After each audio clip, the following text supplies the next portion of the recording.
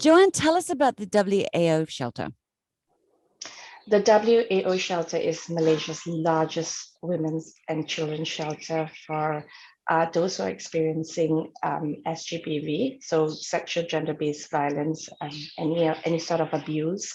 It accommodates to a maximum of 24 residents, and it's a nice, comfortable home. It has bedrooms, bathrooms, a hall, playroom.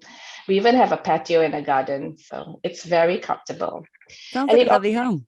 Yeah, it operates as an open shelter. So that's very important because some shelters are closed where the women and children are not allowed to go in and out.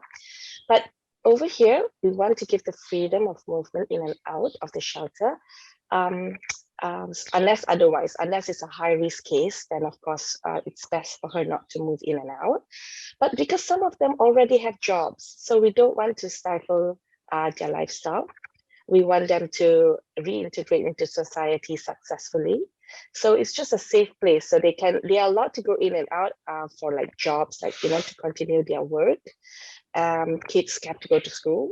So, but the location is private and confidential. This is to safeguard and to protect the well-being of the residents. Okay, so since the location of your shelters are private, how can a survivor head there for help? Oh, yeah. Anyone who needs shelter can call our hotline. Our hotline is 24 hours and it's 03 3000 8858. And you can also WhatsApp us because sometimes it's not convenient for you to speak to us aloud where the perpetrator is right next to you. So you may want to WhatsApp us. So our number is 018 988 058. So they will be speaking to our trained crisis support officers, and a shelter assessment will be done by the social worker, and the shelter intake process takes place. But during this COVID period, all new shelter intakes must go through the COVID-19 PCR test. And during this testing period, we have a special quarantine center for them so that once they get their results and it's negative, then they are brought to the main shelter. But at least they are kept safe in the meantime while waiting for their results to be out. Okay, so talking about, getting in touch first via either the phone or the WhatsApp, could you just walk us through the several steps that have to be done before WA can actually help? So walk us through from the beginning. So there's actually no steps before because every case is independent. So the first thing is actually to just give us a call and we will be able to help them.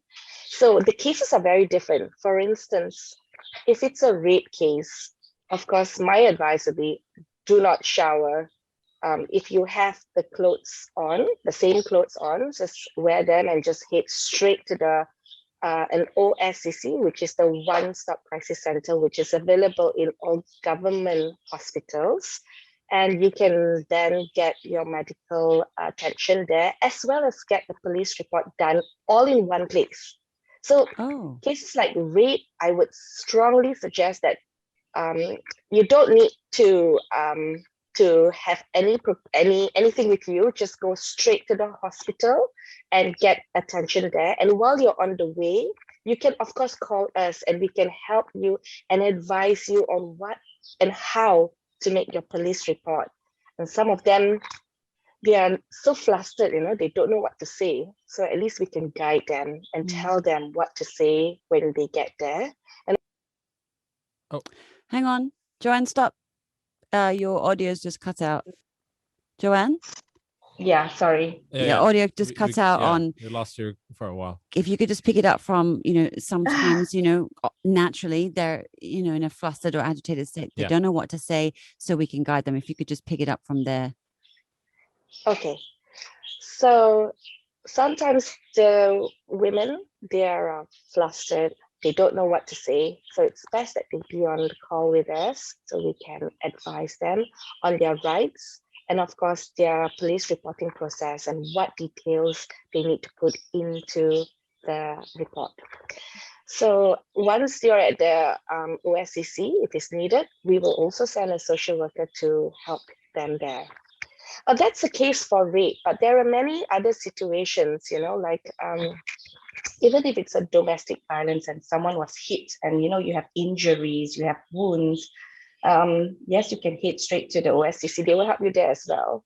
And if you don't want to go, and if it's just minor and you don't think you need any medical attention, give us a call and we will walk you through the process. We will explain to you all the protection orders that you can get, so that you will be safe. What are the police reports, how to get it done, what kind of reports are required for your protection orders. Actually, on the police report, right, I'm just wondering, at the OSCC, because you guide them through, is it because you're concerned that they might miss out on certain information because you're flustered, and you kind of lead them and say, okay, what happened then, because it will ultimately help the case? It will help the case, because sometimes they also are scared. So like they'll say, oh no, maybe I don't want this to be an action report. I just want it to be a cover report. So cover report, you cannot get an IPO, which is an interim protection order. Or I don't want this person to know. What about my children? Can I have protection for them? So that's when we want to help them. We want to give them the correct information so that we can elevate their protection.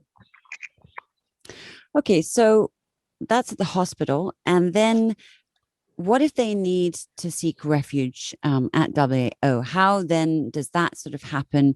What happens next, basically? So if they need, of course, a shelter assessment will be made. So the social worker will first ask them if they have any alternative safe place to stay. They may be more comfortable with their family members. They may be more comfortable with their friends. So, and of course, that helps them. Their recovery actually might be faster as well with the support that they have. So we will explore all of these options. And of course, if they prefer to come to the shelter, then we will, of course, advise them what to bring along with them. Some of them, they tend to forget to bring their important documents. So we will advise them, you need to bring your important documents. And, maybe there's a specific baby milk powder that you use that you may want to bring along. Okay. Yeah. So there may be some items that they really need. So we'll advise them. So actually this safety planning is very important. So when you call us, like I said, you don't need to know anything. Call us, we will guide you through the safety planning. It's how to save our numbers, our emergency numbers, talian kasih numbers, maybe not as WAO, maybe as Amanda or something, so that the perpetrator doesn't know you're speaking to an NGO. So we will also advise safety planning, like if you have sharp objects in the house, you may want to stow it away because, it may be harmful in that situation, especially when there are children involved. So these are some of the safety planning that we advise them. For the shelter, right? Let's say after you do the shelter assessment, let's say they don't come under the protection of WAO at your shelter and they prefer to go somewhere else. Is there an agent or is there a WAO officer that will monitor them? How does that work? Yeah, so social work continues, whether or not they are with the shelter or not, the social work still continues. Case management is provided to all our clients. So when I speak about case management we will follow through the case. If it is a police case or a medical case or a divorce case, whatever the matter is, we will follow through. Some of the children even need school transfers. We will assist in the school transfers. Some of them need to apply for BPN. They don't know how to be a single mother. How do I start? And we hold their hand through all of that. Okay. We even give them empowerment classes. Some of them need that skills training and more. And one of the most important things I need to stress is also to give them the emotional assistance in terms of counseling. So mental health is so important, and that is something we really stress on. We really want them to have a holistic rehabilitative service so that they are able to be empowered again. So mental health is very important. So they will need to go for counseling, and we will help them through that. Is counseling available for the kids as well if they need it? Yes, all ages. Right. And if they actually move out of the move into the shelter, it is fully assisted. So, and if you are, for instance, if you don't move to our shelter and you maybe move to your mom's house or something, we will still continue to give you that support. Yeah. Right. Okay. So what's different about actually being in the shelter? So you're in the shelter, you said fully assisted. What does that actually mean? So fully assisted, that means some of them, when we try our best to let the women be independent. If she can like find a job on her own, please do, because we want you to be empowered. That is one way for them to recover faster. You know, pull up your socks and let's go. And some of them really can't, especially when it comes to financial areas where, you know, I don't have money for school books. I don't have money for anything for the kids. I don't have money for milk powder. So that's full assistance that we give them. But of course, if you're living with your mom, that means that's semi, because probably your mom would help you with milk powder. Probably your mom would help you to print out your resume. So for us in the shelter, we give through everything. We'll do everything for them to help them to get onto their feet. But we will assist them. Of course, we don't mollycoddle either, because we want them to be independent. We want them to be empowered. So it is, we don't force anything on them. It's all in their time. And we follow the crisis and the trauma that they're in, that period that they're in, and then we advise them accordingly. And is there a sort of a sort of length or duration of time? I mean, in terms of how long these women, and with or without their children, can stay with you? There is no fixed time. Some people take a very short time, and some people take longer. And of course, you can imagine if you're a mother of 4 or 5, you're going to take longer time, because it takes a longer time for you to settle your job and the daycare for the children, because it's going to cost a lot more. Right? But what does longer mean though? In years? No, some of them actually just take about 3 months, 4 months. And then, so we have something special, like I told you, the childcare center. That really helps, because mommy, you can go out to work. Don't worry about your kids. We got them.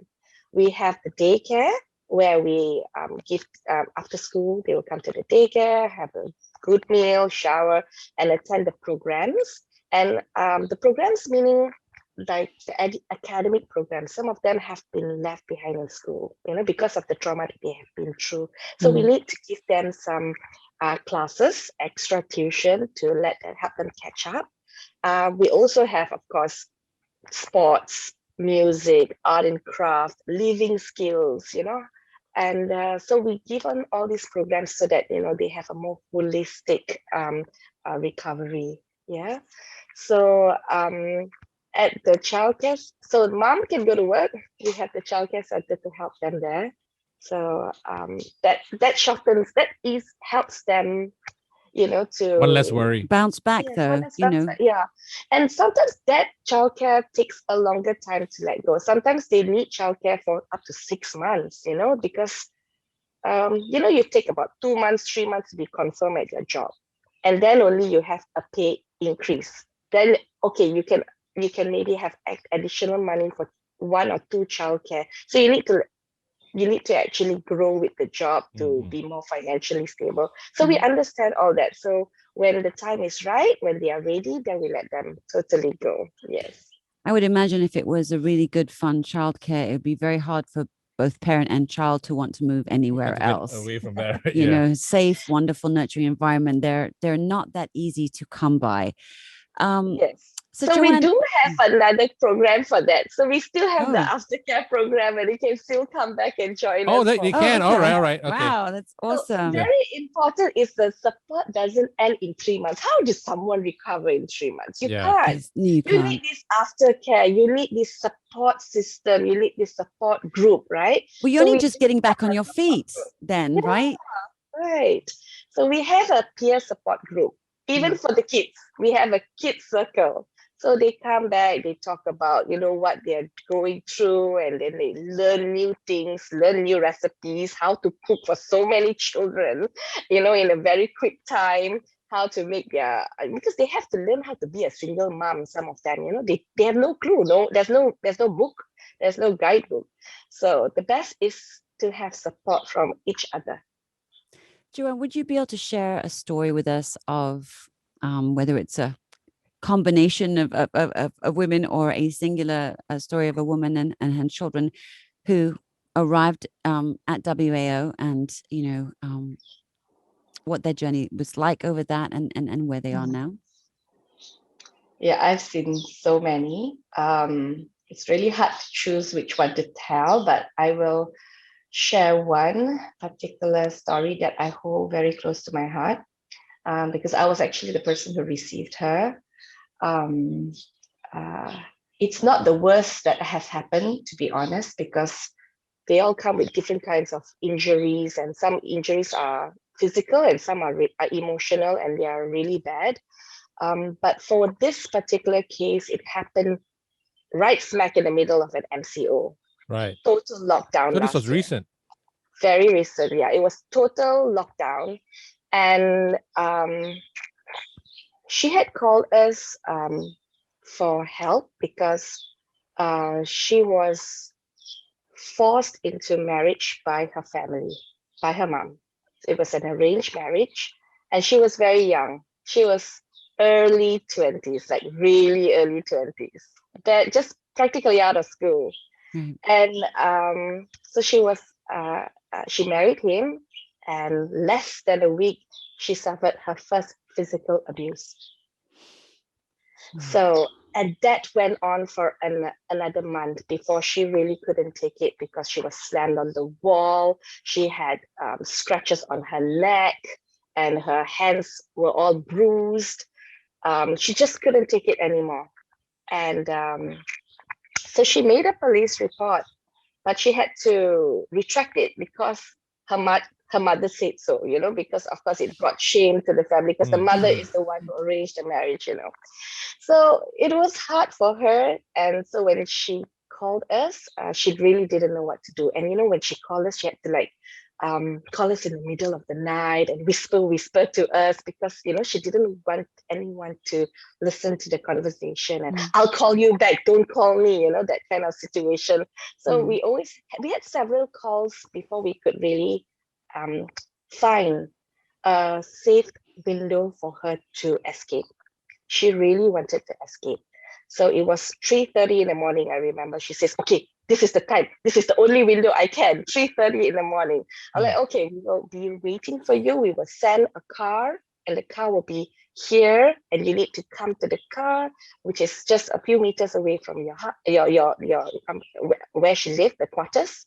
And so she arrived. By the time she arrived, I couldn't reach her for some time. I started to panic because I couldn't reach her because her phone was locked down. And then the driver called me and said that, don't worry, we're on the way. We are on the way to the shelter. So I waited at the shelter for her. She arrived about 4:30 in the morning. And the moment she got out of the car, she could not stand. I had to dash to her and scoop her up. And of course, the driver came quickly and helped me to carry her into the house. And I asked her what happened. And then I looked at her leg, and it was swollen, and it was twisted, and it was huge.